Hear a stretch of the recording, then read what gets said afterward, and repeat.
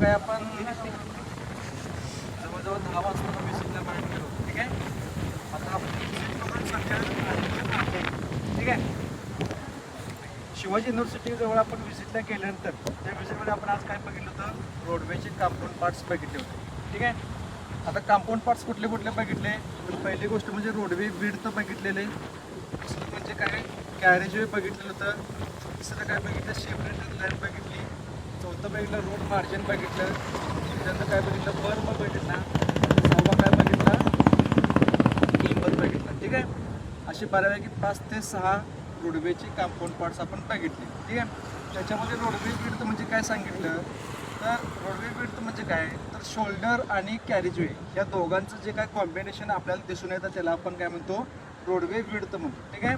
त्यानंतर कॅरेजवे म्हणजे काय सांगितलं होतं, अशा भागातून, ठीक आहे, म्हणजे जो काय आपला रोड असतो त्या रोडवेमध्ये अशी एक जागा असते की त्या जागेवर फक्त गाड्यांची काय होत असते, हालचाल होत असते किंवा मुवमेंट होत असते, त्यालाच आपण काय म्हणतो, कॅरेजवे म्हणतो. ठीक आहे.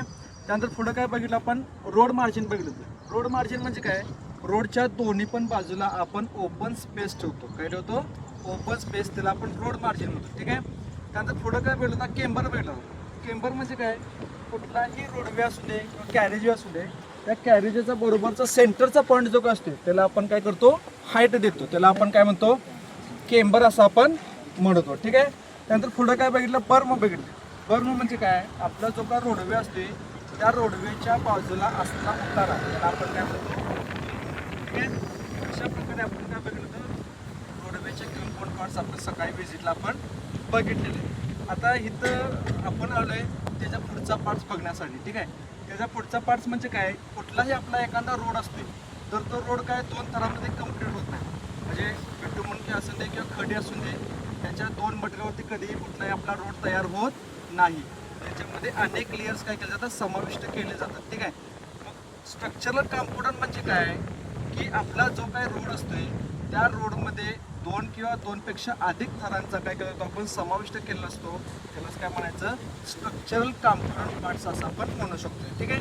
आता ह्याच्यामध्ये बघा जवळजवळ 4 थर तुम्हाला दिसून येतात. किती थर दिसतात, 4 थर दिसतात. त्यातला पहिला म्हणजे कुठला, हा सबग्रेड आहे, त्याच्यानंतर सबबेस आहे, बेस कोर्स आहे, बेरिंग कोर्स आहे, आणि हा वरती असतो तो म्हणजे कुठला, सील कोट असतो. कुठला असतोय, सील कोट.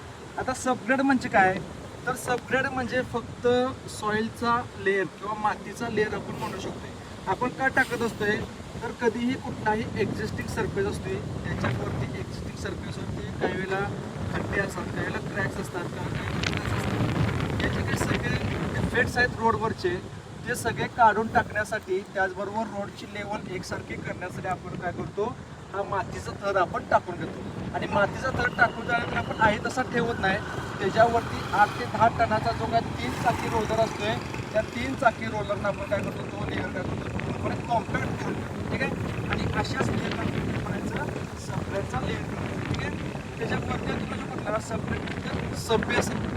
सबबेस म्हणजे काय, ग्रॅन्युलर मटेरियलचा लेअर असतो. कुठला असतोय, ग्रॅन्युलर मटेरियलचा लेअर, त्यालाच आपण काय म्हणतो, सबग्रेड. नंतर कुठला असतो आपला सबबेस, म्हणजे त्यालाच आपण सबबेस म्हणतो.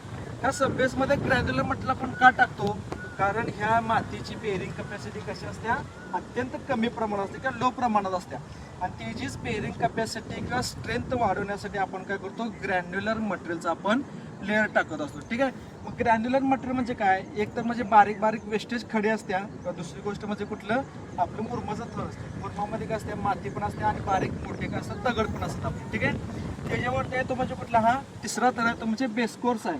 कुठला तिसरा थर आहे, बेस कोर्स आहे.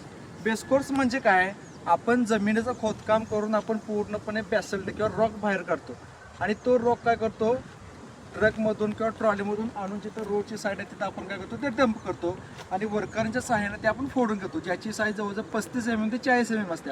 आणि असे दगड फोडून आपण काय करतो, जेवढा आपला रोडचा एरिया असणार आहे, म्हणजे जेवढी रोडची रुंदी असणार आहे तेवढ्या रुंदीमध्ये काय करून घेतो, ते मॅन्युअली किंवा मशीनच्या सहाय्याने पसरून घेतो.